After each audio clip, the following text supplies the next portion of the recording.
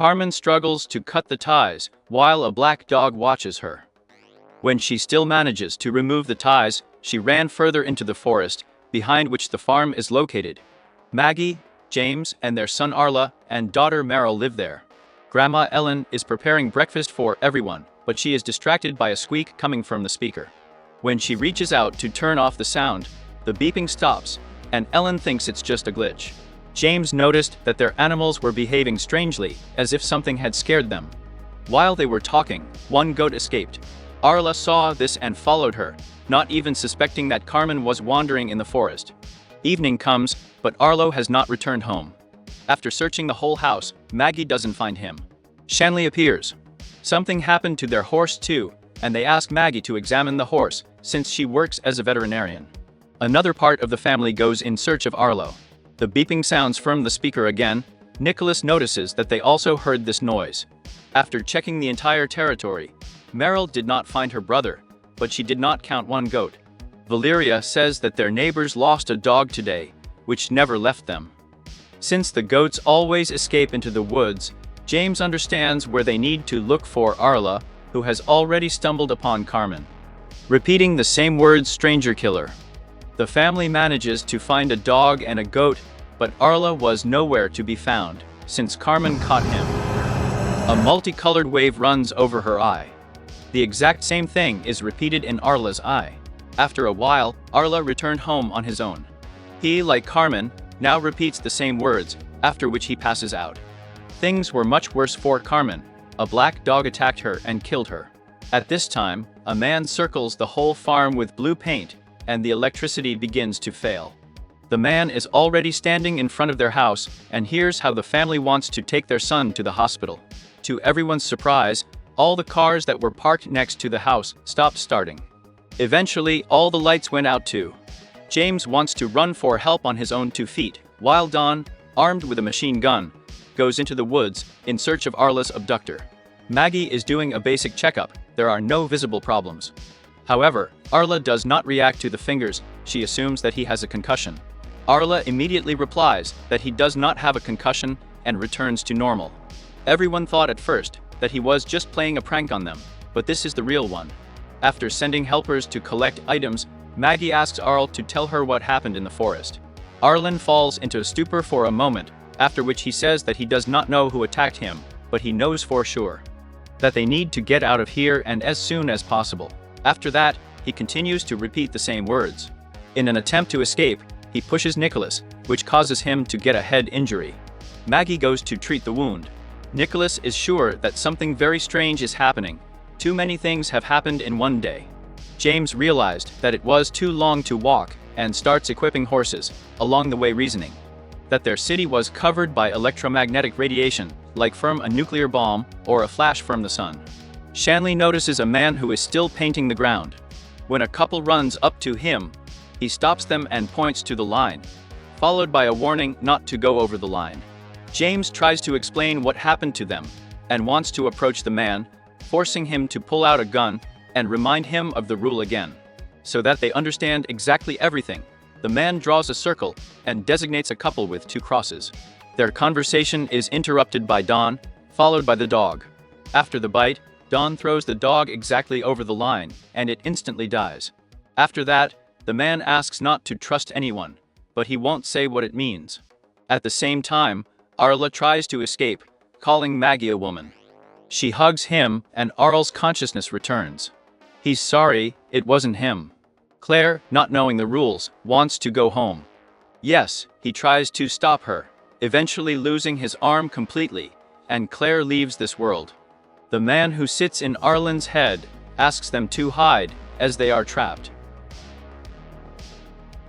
And every minute it's getting closer, and will kill everyone who gets in its way. A new day is coming.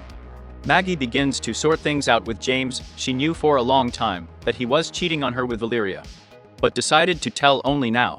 James is clearly making it clear that now is not the best time for a cop. While their conversation is going on, Shanley accidentally eavesdrops, clearly startled by such news. None of them knows the real size of the circle and what happened to other people outside the circle. It's up to Shanley and James to figure that out. After a while, the couple saw the eliminated snake. They don't understand how that man knew exactly where he needed to draw the line. We'll have to go along the line. They didn't have medicine for people on the farm, which is why Maggie gives Don medicine for animals, but it's better than doing nothing. Don says that while he was in the woods, he found another body, and they need to find out exactly who this person was. The entity inside Arlen is learning their language. He calls himself a messenger. While he keeps control, Arlo sleeps and rests. When Arlo returned, he calls the messenger kind. He's scared too, which is why he's hiding in his head. Meryl asks her brother to stop joking. There is no messenger. Arlo begs his sister to trust him. The messenger wants to show you something. Deep in the forest, there is a crater from the fall of a meteorite. That's how the messenger got to Earth. A multicolored liquid oozes out of the stone, which the messenger pours into a jar. This liquid is a toxin. Nicholas wonders, what should they do with this toxin? To which the messenger replies to drink, then each of them will be able to go over the line. But it's worth considering that if you drink too much, death will come. A car stops in front of the farm.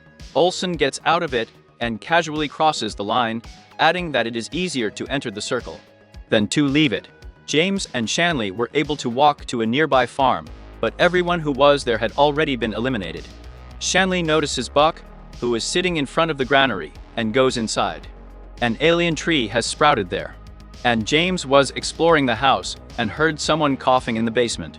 When asked if someone is here, a hand grabs him. Olsen promises to explain what the hell it is, but only after he gets them out of here, while simultaneously asking if there is a person among them who behaves very strangely. Mackie appears, saying that she found a girl in the woods. That's what Olsen said. In his assignment, there was a point for finding and isolating Karma. If someone had been in contact with her while she was alive, things would have gotten much worse. Helen remembers that Arlo was in the forest before everyone else, after which he began to behave strangely. Paulson immediately asks to be taken to him. At the same time, Arla tells that it was the assassin who drew the line to catch the messenger, but Olsen tells Maggie that the one who drew the line is trying to help them. At the moment, they are dealing with a concentrated oscillation.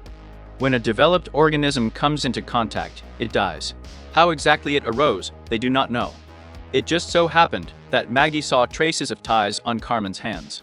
They are the ones that hang on Olsen's belt, but he claims that he came here after the report of her disappearance. He may not be trusted, but Maggie should know about the fact of the transfer of the creature from person to person. The only way to survive is to show him Arla. Olsen throws himself at Maggie and instantly loses. After a while, he comes to his senses. He asks once again to bring Arl here, as time is running out. Maggie leaves, asking Valeria to look at Olsen. But she didn't want to look after him either, which leaves only Grandma. At this time, the trio finds a man. He immediately saw the toxin and asks to give the jar. Having been refused, the man enters the circle and tries to take the jar. In this skirmish, the jar has shattered, and the man gets excited. It turns out that he and the messenger know each other. His name is McNabb. He tried to help the messenger, but he escaped. Olsen's whole story was a lie. He fraudulently asked Helen to approach him in order to transfer the essence into her body. Helen's illness immediately disappears. Olsen asks where McNabb and Travis are, and who is standing in front of him at all, receiving only a bullet in response. Travis was hiding in the basement of the house. Travis can't figure out who's lying in front of him. Suddenly James came to finish him off. James says they're surrounded by a blue line that you can't go beyond, like an energy field. Travis doesn't believe him, because if he really met McNabb, he wouldn't call it that. Before that, Travis worked in a bar. McNabb came there and told him about some kind of invisible trap. The principle of its operation is beyond human understanding. The owner of the bar orders you to stop talking nonsense. McNabb adds that it would be better if he believed him, otherwise someday, he would think of walking and die abruptly. They make it so that no one knows about the trap. He thinks they're very smart, but McNabb knows there's a trap. The visitor asks who they are about, he says. McNabb points to the sky, calling them visitors, which obviously no one believes. Then McNabb shows his hand, and he barely touched the trap. The visitors are already among them. McNabb asks me to take him home. Already in the car, Travis gets into McNabb's idea. According to him, the source of the trap is an iridescent living creature, beckoning people as if they were moths flying into the light. Upon arrival at McNabb's house, Travis saw a car that was following them. From that day on, Travis joined McNabb's team. Ordinary people talk about flying saucers or little green men, but this is all nonsense based on what you can see. And McNabb is talking about visits that don't have a body. Why would disembodied entities need a ship when they don't even have a body? But meteorites are a completely different matter. Visitors jump on them, and no one guesses, after which they settle into people's bodies. However, there is a good visit among them. When they appear, the bad ones try to catch them. Travis is very curious when he found out all this. McNabb evades the question, while Olsen stops next to them. They want to check out how Travis handles guns. The main problem is that shooting won't save him. As he has already said, visitors are disembodied. You can kill the host, after which the visit will jump to someone else. By this time, they had already found the infected person to be a bad visitor. 2 weeks ago, Mary bought a gun, ties, and all sorts of equipment. The behavior of the mayor's office and meteoric activity indicates that a good visit will arrive soon. According to the plan, they will track down Mary, and she will lead them to another visitor. Returning home, McNabb says that 10 years ago his daughter went into the woods and came back different. There was a good visit in it, then he tried to call the police, but nothing worked. The trap was already set, and Alice was hunted. A couple of minutes later, another visitor knocked on the door. He had a bottle of liquid, which he drank, and gave some to Alice, after which he took her away. McNabb tried to catch up with them, but the trap wouldn't let him get away. Wild pain made me fall back. McNabb has gained the ability to sense a trap, and he is sure that he will feel it again. After a while, the trap disappeared. The next morning, he found Alice eliminated. Vedator left a bottle with the remains of the liquid in his house. Now it belongs to Travis. The day of surveillance is coming. The car that Travis had seen earlier appeared. Hayden is sitting inside, and it's Travis who replaces him. A couple of minutes later, a visitor appears, he releases the dog, and goes to the farm, where a good visiting Carmen lives.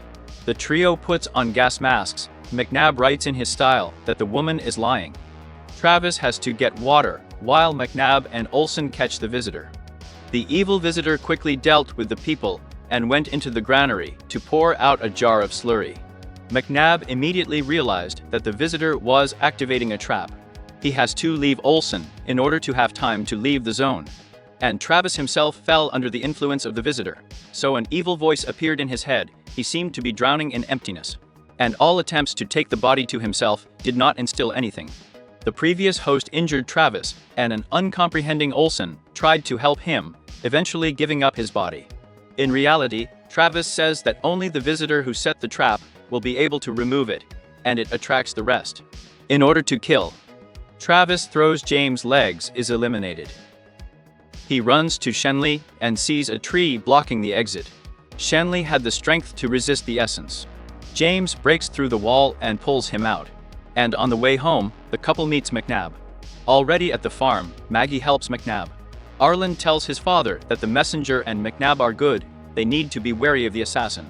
Thanks to Travis, James realizes that Olsen's death doesn't make this place safe. Visit could easily populate someone else's body. Donna fears that Ellen has been infected. James is going to check on his mother, and Don has to warn Mikey. Nicholas takes his parents to the jar. There is still some liquid left in it. However, the slurry stretches all living organisms. The wolf scared them and drank all the slush, after which he calmly runs away outside the circle. The messenger says that he has an important mission to find and approach the device and do it as quietly as possible, so as not to wake up other assassins. A huge number of people are already infected, they just don't know about it. Good visitors are switches, preparations for an invasion. McNabb can't trust anyone and wants to take the guy away. A fight breaks out and McNabb escapes. James asks the family to stay away from Grandma. In an attempt to find McNabbadon, she stumbles upon Lane, who has returned her illness. The visitor has left her and is now in some other. Shanley doesn't understand why they split up during the search. Now they have to sit in the same room and watch each other. Nicholas arrives with the news that McNabb's diary contained information on the definition of SOSIN. It is necessary to drown a person, and then the visitor will leave the body. A new day is coming. McNabb wants to take a chance and go outside the circle, but it dawns on him that Travis has a pendant of liquid. He returns to the farm and takes the pendant. The diary says that there are groups online that call themselves the Resistance. They have already managed to expel assassins by drowning. Valeria draws a diagram with the designation of who was where during the time of the lane. The problem was that everyone was alone. At the same time, Shenli, hoping to remove the trap, fills the granary with gasoline and sets it on fire. But this did not destroy the tree. McNabb appears, who says that the tree cannot be destroyed, but there is something they can still do. Arla drew a map with the location of the switch. Leaning it against a real map, the path points to Mount Bella. Valeria runs up to her son, saying that she guessed who the assassin was. She takes him to the boundaries of the zone, gives all the things, and moves into Nicholas. The visitor immediately pushes her over the line, thereby across the country, and he returns to the farm. The liquid in the bubble is not enough for everyone to cross the line, but it is enough to suppress the deadly influence of the tree. Shanley drinks the goo and through a more herb response, which slowly turns into goo. Visit lures Meryl to the street and moves into it. What happened? No. Arla saw it and ran to his parents. When Mary came into the house, everyone already knew that she was visiting. The couple put on gas masks and begin expelling the visitor, followed by resuscitation. It would seem that they won, but the visit connected to James via Bluetooth. He barely holds back the appeal, asking everyone to run away. They come up with the idea of luring the visitor into the barn, injecting a sedative, and shoving it into the refrigerator, and laying bags up so that he does not get out. A little later, Macna pours the liquid into glasses, after which everyone takes turns going outside the trap. The season ends with a scene where their car is installed by Carol's Smile, who are in the Resistance. They have something that will help them. When Hayden suddenly appears and beats up a couple, Carol's emails have already been infected. Only by teaming up with Hayden and Easy will they be able to defeat the visitors. But more on that next season. Write in the comments if you want to see the sequel. We also look forward to your like. For now.